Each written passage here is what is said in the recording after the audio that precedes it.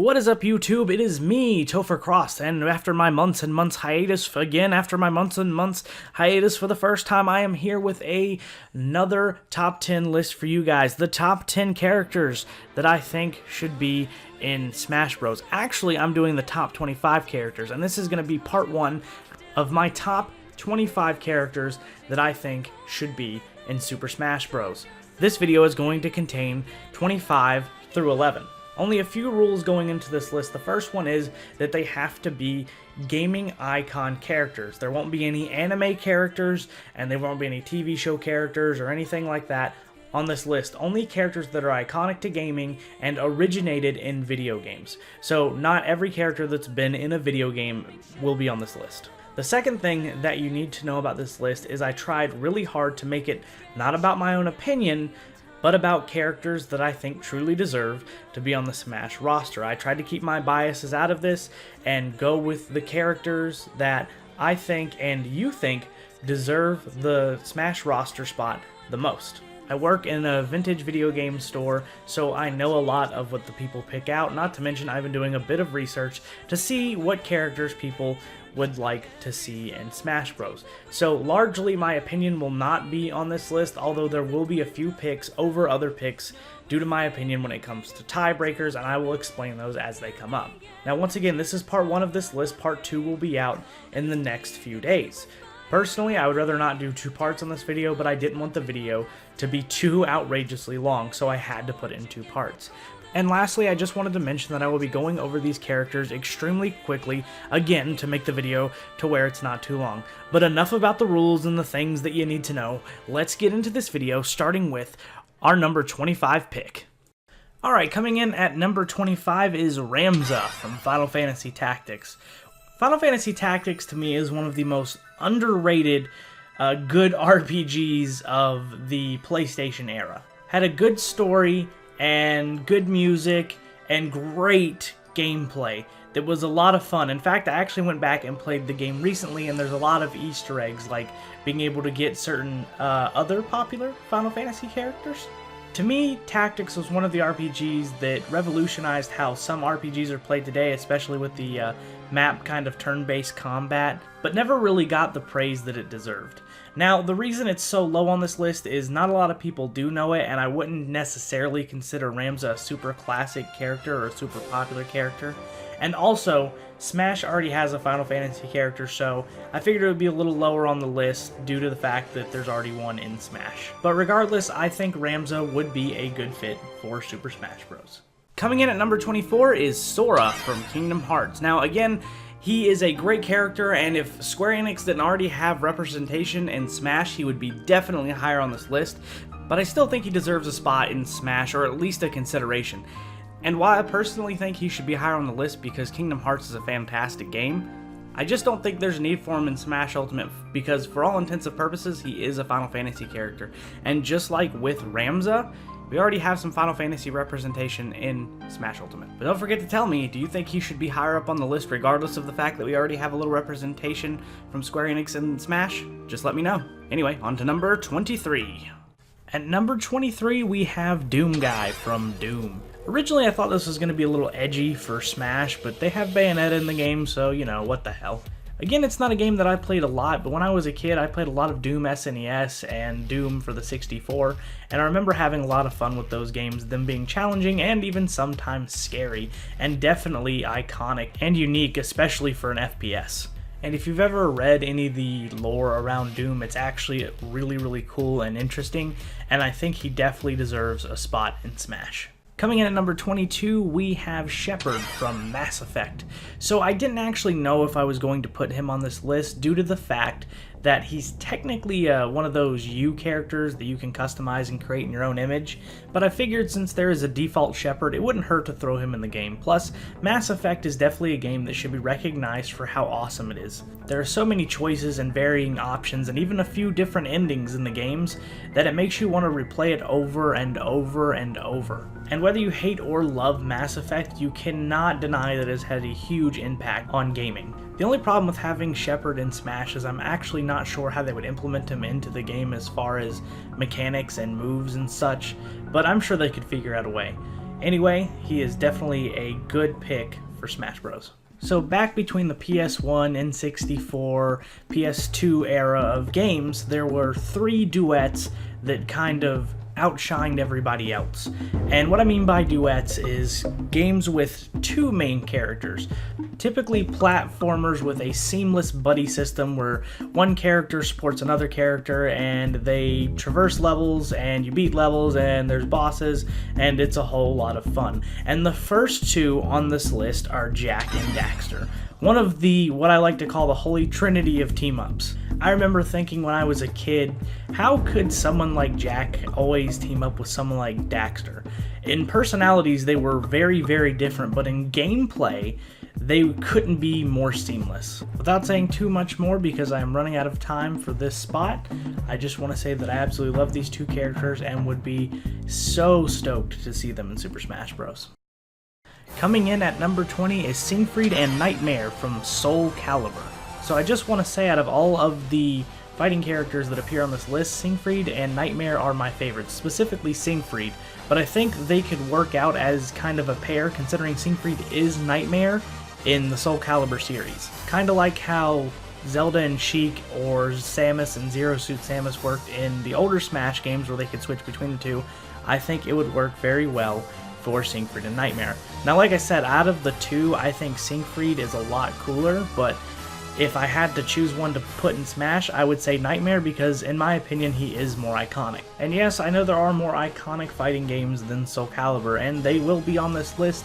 However, I think Siegfried and Nightmare do deserve a spot. Soul Calibur is probably one of the most underrated fighting games as far as the AAA titles go. It is a lot of fun, it has a lot of awesome features like character customization, and it's the best, in my opinion, weapons-based fighting game of all time. And although I don't actually think they would make it into Smash, because I don't think enough people would vote them into Smash, I still have hope that maybe one day we will have so many characters in Smash they at least have a shot, and I would be definitely happy to see them in the game. Next up at number 19, we have Conker from Conker's Bad Fur Day. So, the only reason this character is actually so low on the list is because, well, it is definitely not a kid-friendly game. In fact, it's specifically raunchy and just goes for the all-adult humor, and was a very interesting release on the Nintendo 64, which was primarily targeted towards little kids. A lot of people don't even know who Conker is unless they've played, well, Diddy Kong Racing or something like that, where he did make a guest appearance. That being said, if he was put into Smash, he definitely would have to be censored, and I would love to see the assist trophies that come with him. Although I don't ever think he will make it into the game, he still definitely is iconic and still definitely deserves to be on this list. Coming in at number 18 is Dante from Devil May Cry. So don't hate me too much, this is one of those games that I really haven't played, although I played a little bit of the first one and it was a lot of fun. The cutscenes for the time were really epic and the battle system was a lot of fun, but unfortunately, due to the disc messing up, I never got to finish it as a kid and I never picked up the series any further.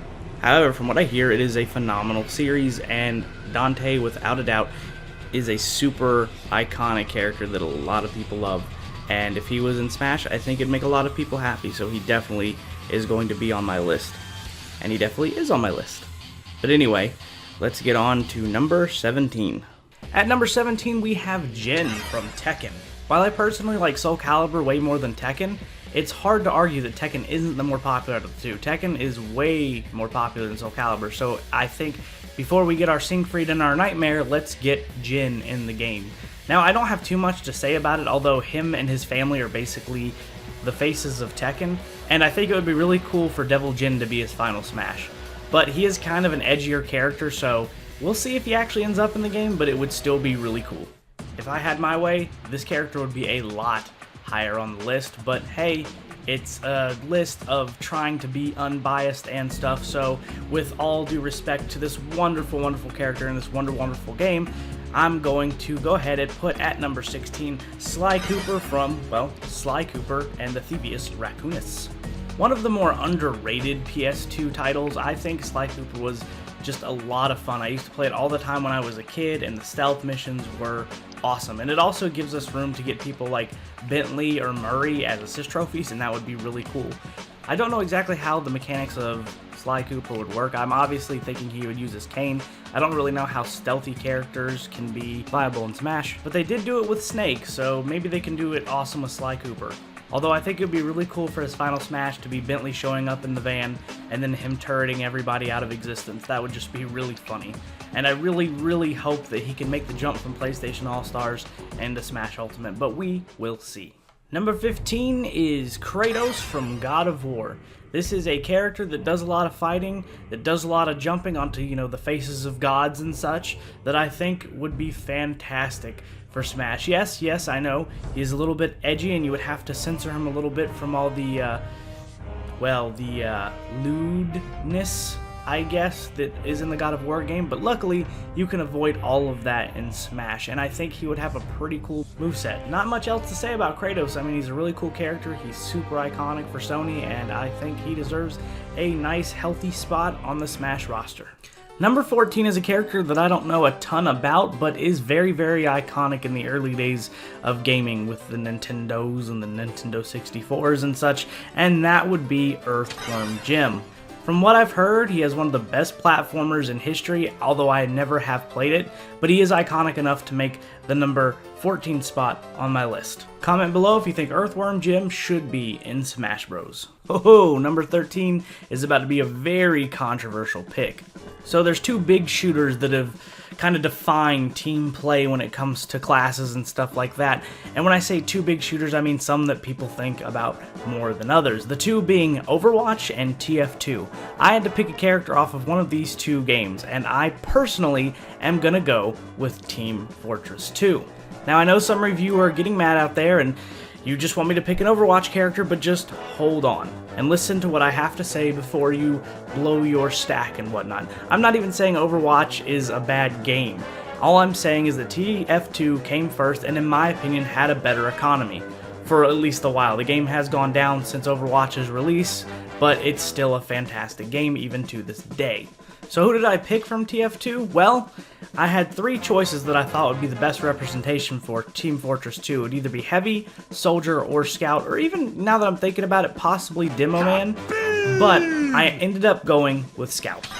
Why Scout? Well, he's wisecracking. He's my favorite out of all of them, but the biggest reason is probably the dumbest reason.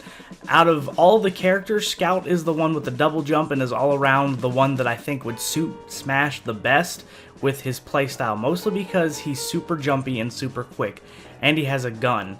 Not a lot of the characters we have except maybe Inkling with a gun are very quick, and I think Scout would make an excellent addition to the Smash roster. But what do you think? Do you think I should have picked someone from Overwatch, or do you think TF2 was the right pick? And if you think TF2 is the right pick, who should I have picked? Assuming you don't already think Scout was the best pick.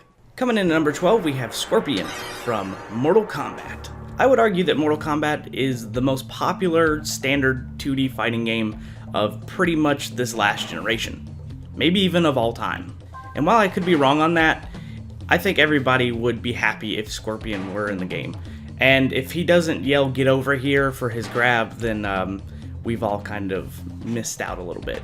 And once again, I know he's one of those characters that fall into the maybe not suited for kids level Smash kind of deal. But you could obviously censor him a little bit. You don't have to put a fatality in there, although it would be cool. And like I said, overall just kind of, I guess, censor him just a little bit. Keep him faithful, but you could censor him.